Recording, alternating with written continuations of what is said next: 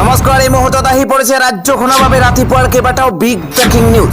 আজি হৈছে 10 আগষ্ট। আজিৰ ৰাতিপুৱাৰ 7টাকৈ গুৰুত্বপূৰ্ণ খবৰ আপোনালোকৰ বাবে লৈ আহিছোঁ। এনে ধৰণৰ খবৰসমূহ চাই থাকিবৰ কাৰণে চেনেলটো ছাবস্ক্ৰাইব কৰি ভিডিঅ'টো শেষলৈকে চাই থাকিব। এই মুহূৰ্তত জনাই আছোঁ এটা গুৰুত্বপূৰ্ণ খবৰ। বাংলাদেশত আকৌ হৈছে প্ৰতিবাদ। বাংলাদেশত উত্তপ্ত পৰিস্থিতিৰ সূচনা হৈছে। এবাৰ নতুন চৰকাৰ গঠন হোৱাৰ পাছতেই ৰাজপথলৈ ওলাই আহিছে হাজাৰ হাজাৰ হিন্দু লোক। জনাই আছোঁ এটা ডাঙৰ খবৰ। চৰকাৰ গঠনৰ মাত্ৰ 24 ঘণ্টা নহওঁতেই বাংলাদেশত পুনৰ প্ৰতিবাদ আৰম্ভ হৈছে। বাংলাদেশৰ ৰাজপথলৈ ওলাই আহিছে হাজাৰ হাজাৰ হিন্দু। বাংলাদেশৰ হৃদপিণ্ড ঢাকাত এবাৰ প্ৰতিবাদৰ জোৱাৰ উঠিছে। ঢাকাৰ ৰাজপথত হিন্দু সমাজে দেখুৱাইছে নিজৰ শক্তি। ইছলামপন্থী অত্যাচাৰৰ বিৰুদ্ধে এবাৰ কঁপাইছে ৰাজপথ। সংখ্যালঘু অধিকাৰ সুৰক্ষিত কৰাৰ দাবীৰে একলগ হ'ল দল সংগঠন। প্ৰতিবাদস্থলীৰ পৰাই মহম্মদ ইউনুছলৈ চিঠি লিখিছে হিন্দু সমাজে।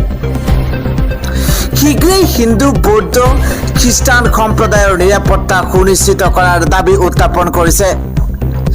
বাংলাদেশৰ ঠাকুৰগাঁৱতো হিন্দু সমাজে কঁপাইছে ৰাজপথ। হিন্দু দল সংগঠন একত্ৰিত হৈ অত্যাচাৰৰ বিৰুদ্ধে কৰিছে দেশ কঁপোৱা প্ৰতিবাদ।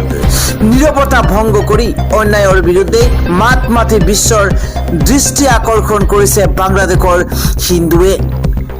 চৰকাৰ গঠনৰ মাত্ৰ 24 ঘণ্টাৰ পাছতেই এইদৰেই বাংলাদেশৰ ৰাজপথ হিন্দুসকলে কঁপাই তোলা পৰিলক্ষিত হৈছে। ৰাতিপুৱাৰ পৰৱৰ্তী খবৰ। গুৱাহাটী মহানগৰীৰ কৃত্ৰিম বান পৰিস্থিতিক লৈ মহানগৰীৰ বাবে SOP জাৰি কৰা হৈছে। বৰষুণৰ আতংকত ভুগিছে গুৱাহাটী মহানগৰী। গুৱাহাটী মহানগৰীত মাত্ৰ এজাক বৰষুণ লাগে আৰু তাৰ পিছতে এককাল পৰ্যন্ত পানী। কালি সন্ধিয়াৰ পৰা তীব্ৰ হাৰত গুৱাহাটী মহানগৰীত আৰম্ভ হৈছে বৰষুণ। চৰকাৰৰ ফালৰ পৰা কৃত্ৰিম বানক লৈ জাৰি কৰা হৈছে SOP। মহানগৰীবাসী কৃত্ৰিম বানৰ পৰা পৰিত্ৰাণ পাবলৈ ত্যাগ কৰক 11টাকৈ স্থান। গুৱাহাটী মহানগৰীত বৰষুণৰ সময়ত নাযাব ৰুক্মিণীগাঁও, পাঞ্জাবাৰী, জুৰিপাৰ, লগতে আন কেইবাটাও ঠাই। চাৰ্ভে, বেলতলা ৰোড, জুৰুড, হাতীগাঁও ৰোড, লগতে GNB road, Boripara, Boragaon, Chandmari, commerce college point আদিকে কৰি 11টা স্থানত ত্যাগ কৰিবৰ কাৰণে মহানগৰীবাসীক আহ্বান চৰকাৰৰ। যিকোনো ধৰণৰ ট্ৰেফিক সমস্যাৰ বাবে চৰকাৰে কেইবাটাও নম্বৰ মুকলি কৰিছে আৰু এই নম্বৰকেইটাত যোগাযোগ কৰাৰ নিৰ্দেশ দিছে চৰকাৰে। এফালে স্মাৰ্ট চিটিৰ কথা কোৱা এখন চৰকাৰে এতিয়া গুৱাহাটী মহানগৰীৰ বান পৰিস্থিতিৰ বাবে টল ফ্ৰী নম্বৰ মুকলি কৰিছে। লগতে কেইবাখনো ঠাই এৰি যাবৰ কাৰণে, কেইবাখনো ঠাইত বৰষুণৰ সময় নাথাকিবৰ কাৰণে আহ্বান জনাইছে।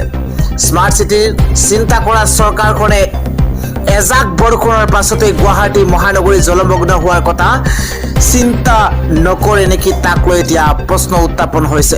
গুৱাহাটী মহানগৰীত যেন নৈসদৃশ পৰিৱেশ।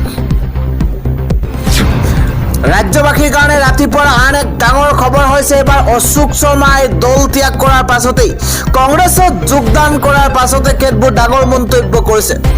অশোক শৰ্মাই কয় যে অৰুণোদয় ধন চৰকাৰী ঘৰৰ আশাতহে ৰাইজে যায় বিজেপিৰ সভালৈ। সভাটোকৈ জৰুৰী খবৰ জনোৱাৰ চেষ্টা কৰিছে এইবাৰ অশোক শৰ্মাই। এইদৰে মন্তব্য কৰিছে। এসময়ত বিজেপিৰ গুণগান গোৱা সেইগৰাকী অশোক শৰ্মাই কংগ্ৰেছলৈ যোৱাৰ পাছতেই, কংগ্ৰেছ দলত যোগদান কৰাৰ পাছতে এইদৰে মন্তব্য কৰি কয় যে অৰুণোদয় ধন চৰকাৰী ঘৰৰ আশাতহে হেনো ৰাইজ বিজেপিৰ সভালৈ যায়। জেলত যোৱাৰ ভয়ত বিজেপিত যোগ দিয়াসকলে এতিয়া দাং কোপ মৰা কথা কয়। ভয় আৰু প্ৰলোভনৰ ৰাজনীতি কৰি আছে বিজেপিয়ে। বিজেপিলৈ নতুন অহা মানুহেও দাং কোপ মাৰি 24 ঘণ্টাই কাম কৰোঁ বুলি দাং কোপ মৰা কথা কয়। মই কেতিয়াও গেৰুৱা বসন পিন্ধা নাছিলোঁ বুলি মন্তব্য কৰিছে। সদায় কলা পেণ্ট আৰু বগা চাৰ্ট পৰিধান কৰি আছোঁ। সদায় কলা পেণ্ট আৰু বগা চাৰ্ট পৰিধান কৰি আছিলোঁ আৰু আছোঁ। মোৰ বলিদানে দলৰ নিষ্ঠাবান পুৰণি কৰ্মীৰ উপকাৰ সাধিলে সুখী হ'ম। দলৰ পৰা এলাগি কৰি ৰখা পুৰণি কৰ্মীক এতিয়া প্ৰলোভন দিয়া আৰম্ভ হৈছে। বহু নেতাক এতিয়া দলীয় দায়িত্ব ঠিকা দিয়াৰ প্ৰলোভন আৰম্ভ হৈছে। বিজেপি নেতৃত্ব অহংকাৰী, হিমন্ত বিশ্ব শৰ্মা অহংকাৰী। ফোন কৰি প্ৰলোভন দিয়া আৰম্ভ কৰিছে কাংখৈ। নিবনুৱা সমস্যাক লৈ হিমন্ত বিশ্ব শৰ্মাই ডাক ডোল বজাইছে। 1 লাখ নিযুক্তি ঘোটাক মিছা বুলি মন্তব্য কৰিছে অশোক শৰ্মাই। কংগ্ৰেছত যোগদান কৰিয়েই বিজেপিৰ বিৰুদ্ধেই এবাৰ গৰজিল নলবাৰীৰ প্ৰাক্তন বিধায়ক অশোক শৰ্মা।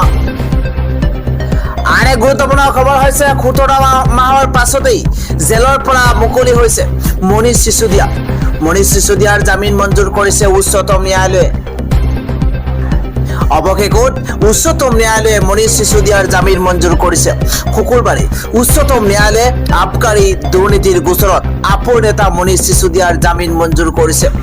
আবকাৰী নীতিৰ গোচৰত 17 মাহ কাৰাবন্দী হৈ জামিন লাভ কৰিছে দিল্লীৰ প্ৰাক্তন উপ মুখ্যমন্ত্ৰী মনীষ চিচোদিয়াই। উচ্চতম ন্যায়ালয়ে মনীষ চিচোদিয়াৰ জামিন মঞ্জুৰ কৰিছে।